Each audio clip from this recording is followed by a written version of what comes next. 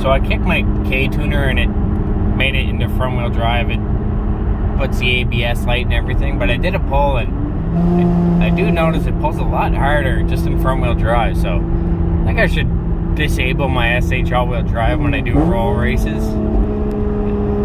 Watch this.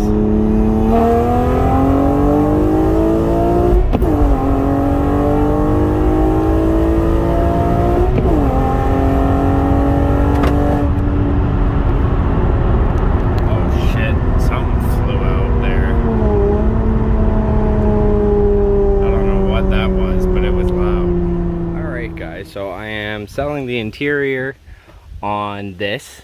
It's all the rare beige. I think it's called umber. So I think I've done videos how to remove the back seats. Went ahead and removed the door panel. So I'm gonna go ahead and show you guys how to remove it. Now I know how.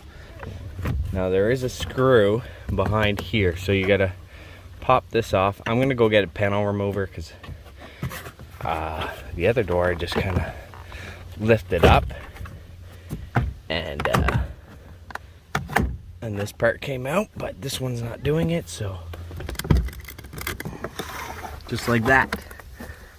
And yeah, so this is supposed to pop off though, so yeah, once you can crack it, then it'll pop up just like that. There we go. And that's the screw you got to remove once it's in the door.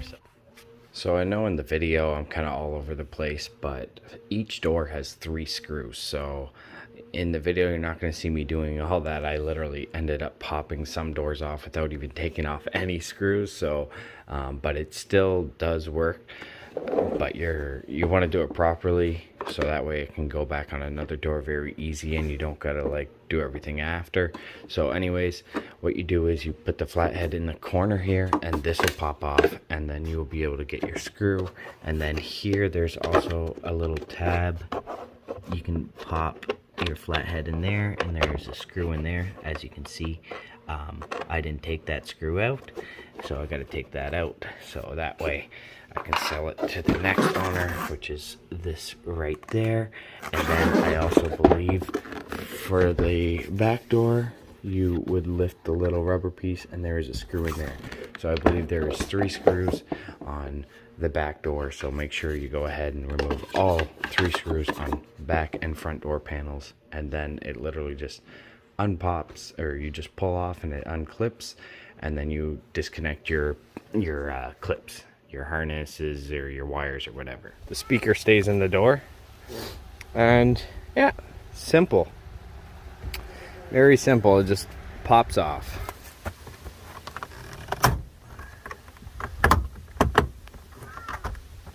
Actually, I'm going to start off here.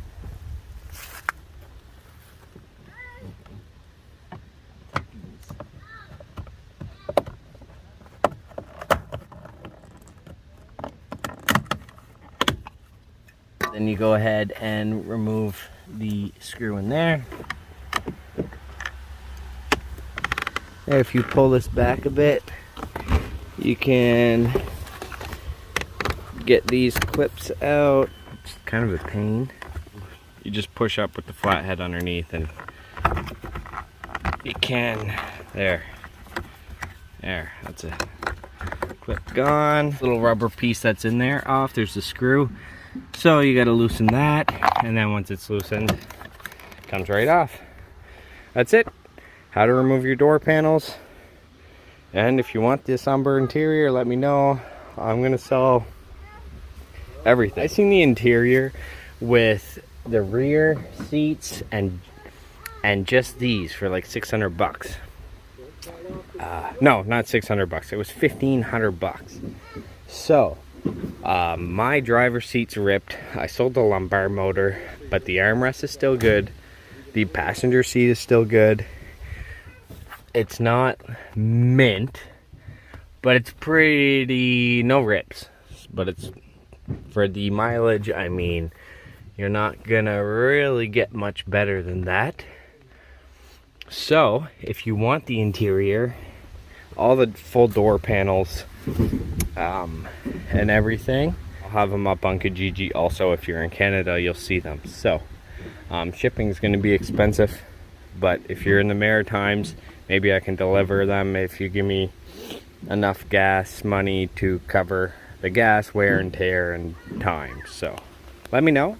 Yeah, so I was gonna like pop these off and put forged carbon and epoxy on them, and I was gonna do like a blue forged carbon and put them all in my car, but these friggin' things don't pop off. It's literally, it's held there, it's melted there, like everything is melted there. So much for that idea. I don't know what you do. Tape it off and do it. Whatever. So much for that.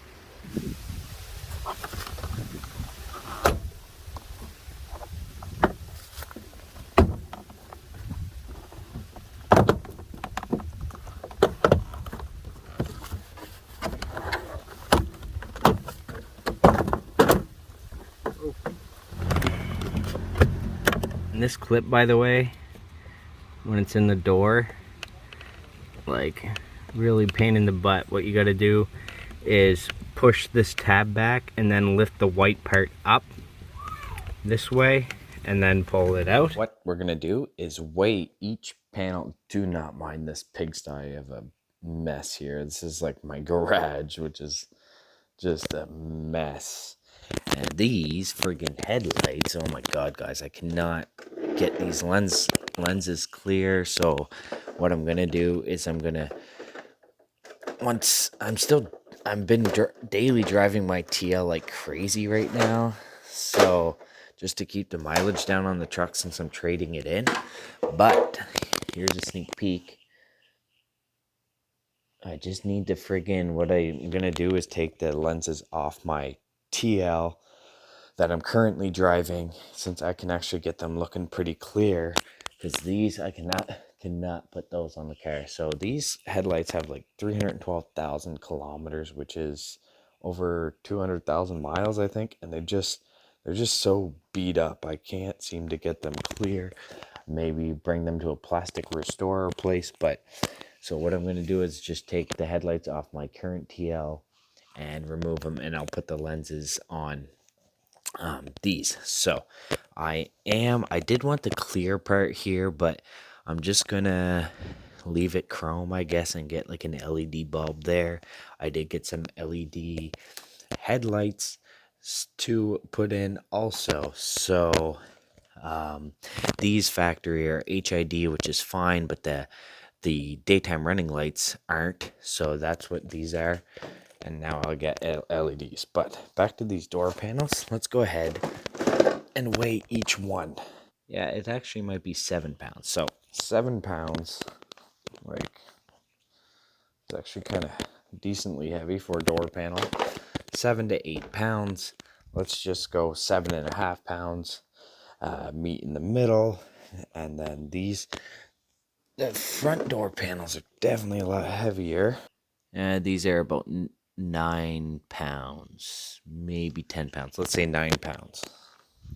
So you got 7.5 times 2, 15 pounds. 9 pounds is 18. So you got 33 pounds.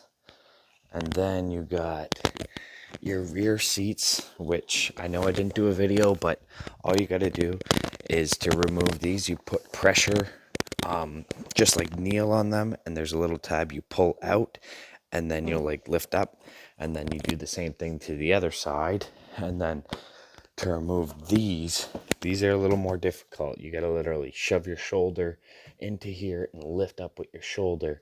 And then it does help if you have maybe somebody hold this up, because you can lift it out of the notches, and then when you go to this side, it just slides back in. So, but just shoulder it, lift it up. I do have a video. Leo also has a video of removing the seats. So, or Garrett Media has a video. So just go watch his. It's in good detail. Mine, not so much, because I'm friggin' do everything with one hand and record, and I need better quality here, but it is what it is. let's say 19 pounds. So what did I say? 33 pounds. There's 43, 52 pounds. I'd say this is about 42 pounds. So what did I say? 52 and 42, that's 94 pounds. Let's say 95 pounds. And if you want to go get the extra 5 pounds, you can remove the belt buckles if you want, like just the bottom belt buckles. You might get an extra couple pounds to round it up to 100 pounds. So that's 100 pounds weight reduction, which is, I think they say it's like every 100 pounds is a tenth of a second. I also have lightweight rims, which I believe I saved 8 pounds per rim, which is 32 pounds. Plus, I have no cats, so that definitely saves a few more pounds. And then the aftermarket exhaust is definitely a few pounds lighter. So let's say 40 to 45 pounds savings there. Now, I did not weigh the OEM seats, but they are about 60 to 70 pounds, and these are what I'm aiming for in the future. These, I believe, are 28 pounds a piece.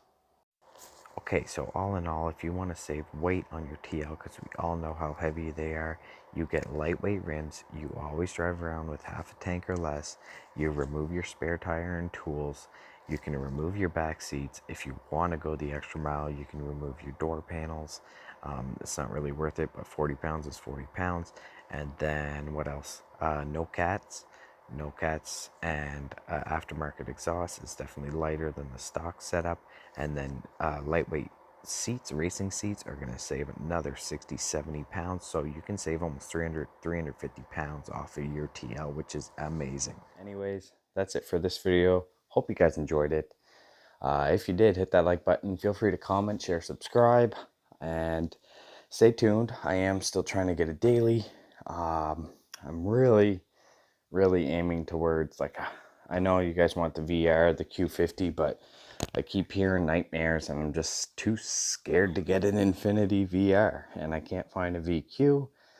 And the best bang for your buck performance, I think right now, is a V6 Accord 6.6, but I can't find one.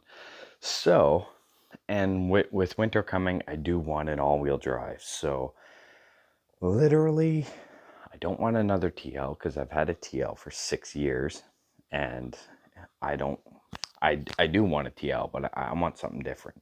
So for you guys, I would like to get an automatic TL, because I know most of my subscribers have the automatic, because there's only like few percent that were made manual. So anyways, what I'm really leaning towards is the Lexus IS 350. I loved the IS 300. And just for, I know, like, for the same price, you can get a BMW 340i, or you can get I don't know, like an Audi, or like a German performance boosted car, or like the Q50. But I've always had a sweet spot for Lexus, and I keep coming back to loving the Lexus. So if I can get one, I'll get one. But if I can find a VR that had good maintenance and a good owner, I might get that. So keep you on your toes. I don't know what I'm getting. You don't know what I'm getting. We'll just get what we get, I guess. And I'll make sure to bring you guys content either way. But I really love the Lexus. My goal is to get a RCF in the future. So I kind of want to get the Lexus crowd and go with the IS 350 until I can afford a Lexus. So anyways, guys, see you next time. Thanks for watching. Bye.